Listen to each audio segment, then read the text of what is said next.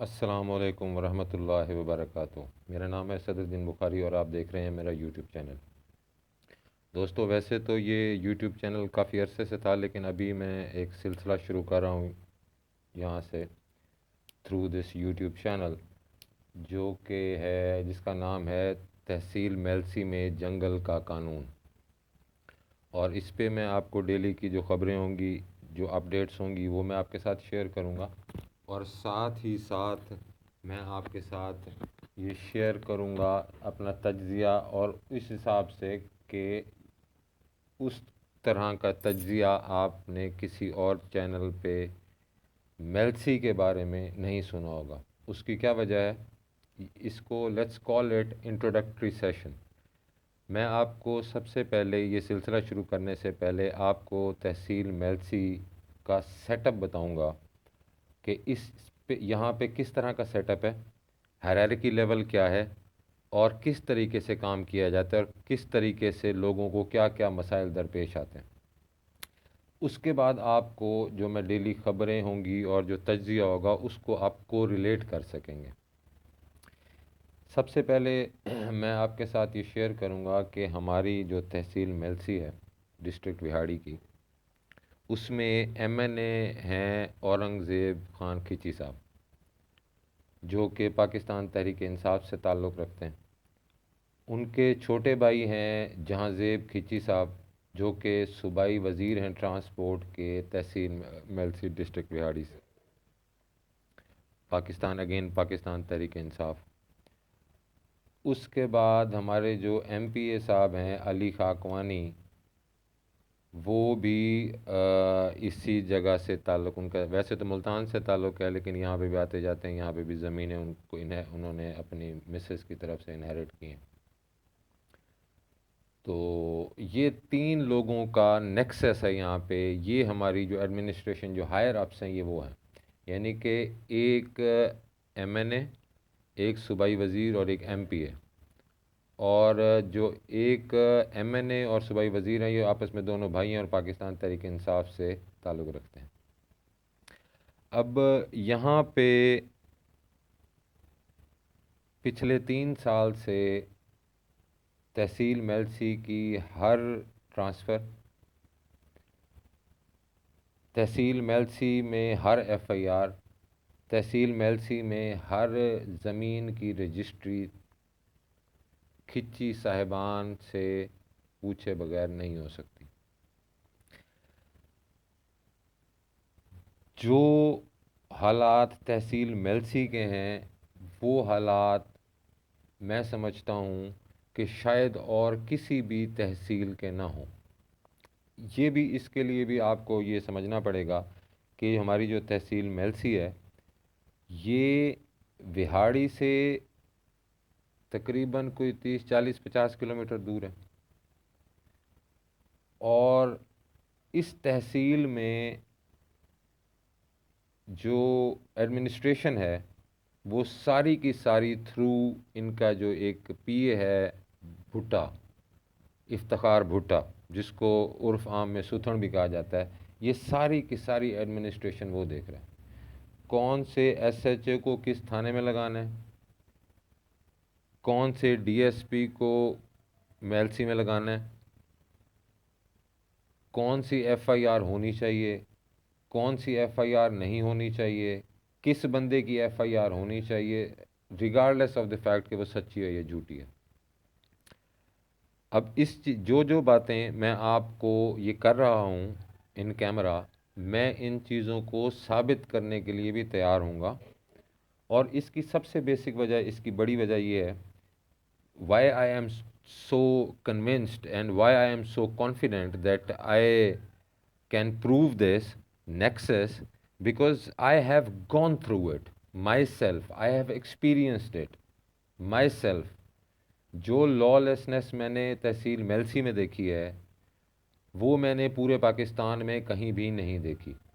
I have been to different areas when I was doing job professionally. I have been in telecommunication profession. तो जितनी lawlessness मैंने तहसील मेलसी में देखी है, ये लॉलेसनेस मैंने पूरे पाकिस्तान में नहीं देखी। उसकी वजह ये है कि ये जो ज़िला है विहाड़ी उससे काफ़ी दूर है, और यहाँ पे जितने भी जो नीचे एडमिनिस्ट्रेशन है वो मैंने आपको बताया कि इफ्तिखार भुट्टे के थ्रू चल रही है। अब ज़ाहिरी बात है कि जब इतनी ज़्यादा नेपोटिज़म होगी और इतना ज़्यादा सियासी मदाखलत होगी, तो आप यू कैन वेल इमेजिन कि तहसील मेलसी के इस टाइम हालात क्या होंगे। अच्छा, इसके बाद इनका नेक्सस किस तरह है कि ये वीडियो हो सकता है थोड़ी सी बड़ी हो जाए और मैं इसको हो सकता है पार्ट्स में करूं, क्योंकि इतने ये कॉम्प्लिकेटेड यहाँ पे इन्होंने माफिया निज़ाम बना के रखा हुआ है कि इसके ऊपर मैं समझता हूँ कि एक दो दिन भी अगर मैं लगाऊं तो वो भी काम होंगे, कि किस तरीके से डीपीओ और डीसीओ साहब इनको अकोमोडेट करते हैं, किस तरीके से इन्होंने वकला में अपना एक विंग बनाया हुआ है जो इनको प्रोटेक्ट करता है, किस तरह मीडिया में इन्होंने बंदे रखे हुए हैं जो कि मैट्रिक पास हैं, जो कि सहाफ़ी कहलाने के मुस्तहिक नहीं हैं, लेकिन उसके बावजूद वो इनके इमा पर लोगों को ब्लैकमेल करते हैं और इनको प्रोटेक्ट करते हैं और इनके ख़िलाफ़ जो ख़बरें होती हैं उनको रोकते हैं।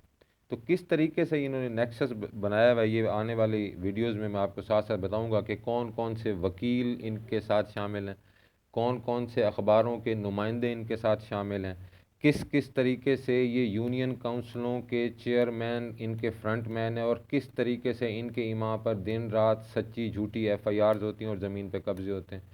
ये बहुत जल्द मैं आपको आने वाली वीडियोस में एक एक करके इनको बेनकाब करूँगा। और मैं समझता हूँ कि I am the only one who is going to start talking against them, raising voice against them, this mafia. क्यों कि इनको they can go to any extreme, they can even kill people. और इसमें मैं आपको एक रेफरेंस दे देता हूँ कि कुछ अर्सा पहले जो ये खिची साहबान हैं इनके डेरे के ऊपर इनके कोई रिवलरी थी, इनकी आपस में ख़ानदानी कोई दुश्मनी थी, तो इनके किसी कज़न ने इनके जो बावर्ची था उसको ब्राइब किया और जहर डलवा दिया खाने में, और उस खाने से 40 से 45 लोग इन खिचियों के डेरे पर मर गए थे, फौत हो गए थे, लेकिन उसकी कोई इन्वेस्टिगेशन नहीं हुई। किस किस तरीके से हमारे तहसील मेलसी में लोग कत्ल हो रहे हैं और उन कत्लों को पिया जा रहा है। अगर दो ख़ानदान मिल के एक लड़का और एक लड़की को मर्डर कर देते हैं and they both decide that we would not go for any legal action against each other because we want to reprimand them, हम उनको एक लेसन देना चाह रहे हैं, तो वो कत्ल जब रजिस्टर ही नहीं होगा तो उसका पता कैसे चलेगा।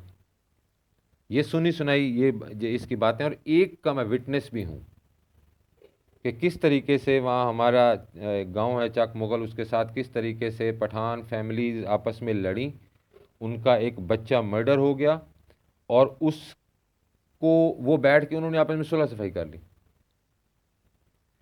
तो ये इसको let's call it introductory session. आने वाली वीडियोस में मैं एक एक करके इनको बेनकाब भी करूँगा, और आज मैं आपके साथ एक दो तीन खबरें शेयर कर लेता हूँ सो दैट एक हमारा आने वाली वीडियोस में टेम्पो बन जाएगा। आपको अंदाज़ा भी हो जाएगा कि तहसील मेलसी में किस तरह के हालात व वाक़यात चल रहे हैं। हफ्ता है जी, आज 19 मुहर्रम 28 अगस्त है।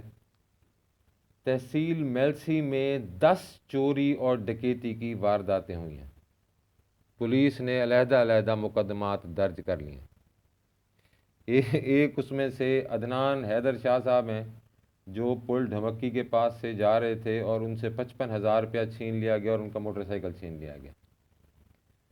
फिर दरीना दुश्मनी पर पंचायत से वापसी पर फायरिंग, एक भाई कत्ल।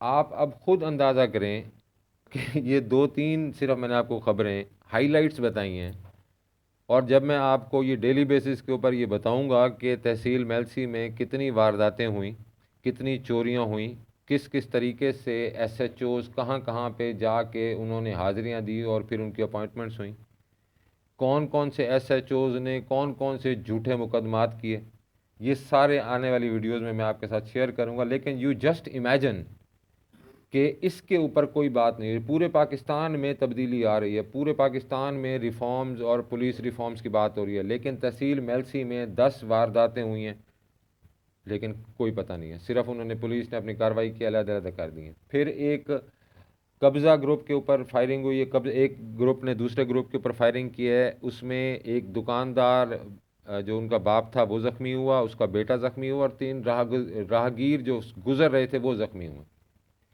इस तरीके की जो दिन दिहाड़े कत्ल हो रहे हैं या दिन दिहाड़े जो फायरिंग्स हो रही हैं तहसील मेलसी में, इसमें पुलिस की क्या अकाउंटेबिलिटी होगी?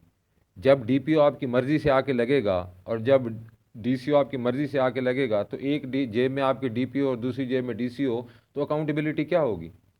और आने वाली वीडियोस में मैं आपको डॉक्यूमेंट्स के साथ, सबूतों के साथ इस बात को शेयर करूंगा। एक ऐसा इंसिडेंट, इंसानियत से गिरा हुआ एक दिलसोज किस्म का एक इंसिडेंट आपके साथ शेयर करूंगा, जिसको सुनकर आपकी आंखों से आंसू निकल आएंगे।